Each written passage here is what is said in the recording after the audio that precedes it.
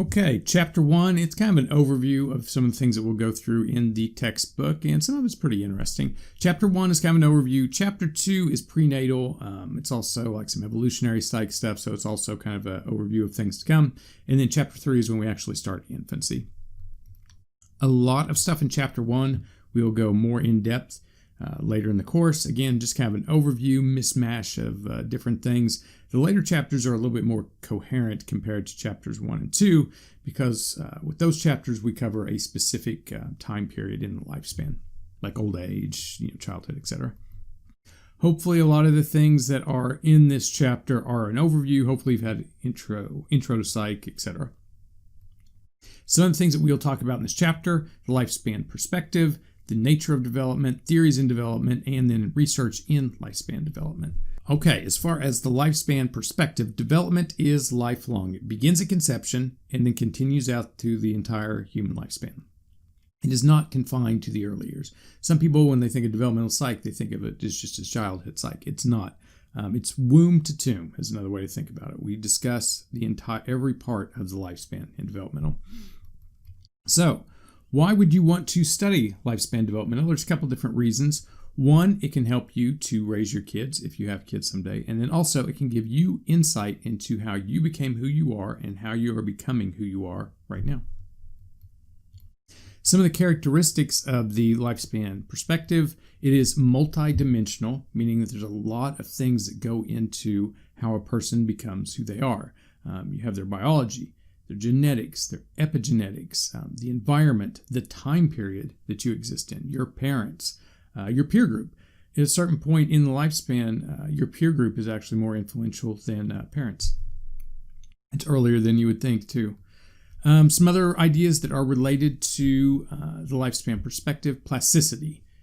What this means is the capacity for change. And plasticity, it gets less as we age. It's not impossible to change as you get older. It's just usually harder. A usual example for this is learning a new language. So it's easier to learn a new language when you're a kid compared to when you're an adult. And that's related to plasticity. Also, with lifespan perspective, development is a process of growth, then maintenance, and then regulation of loss. So you go up, you kind of have a plateau for a while, and then you start to kind of go down. You're trying to regulate the loss. An example of that is when you're 80 years old and you go out to play golf. You're not going out trying to have your best game ever. You're just trying to keep what you have at that point, trying to regulate the losses. Some other things that go into the lifespan perspective: culture, ethnicity, SES, gender. Again, it's multidimensional. So all these different things can influence development. For example, if you come from an impoverished area compared to an affluent area, there's a chance that you are going to develop differently. Some positives, some negatives. SES, by the way, that is socioeconomic status. It's a person's position within a society based on their job, their education, their economic characteristics. Related to these things is social policy. So lifespan developmental researchers, they research this stuff, they have these findings, and then what they do is they tell the government about their findings so that they can try to influence social policy. For example, I'm not sure what figure this is. It's in the textbook. If you look at this, what it's saying is that it's risk factors or stressors for kids in poor neighborhoods compared to middle-income children, and you will see that poor kids are more likely to experience all of these different stressors compared to middle-income kids. So family turmoil is 45% for low-income kids compared to 12% for middle-income kids.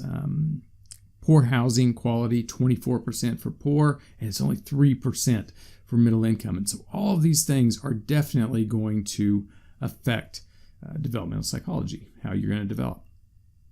Okay, so that's it for the lifespan perspective. On the next slide, we will discuss the nature of development.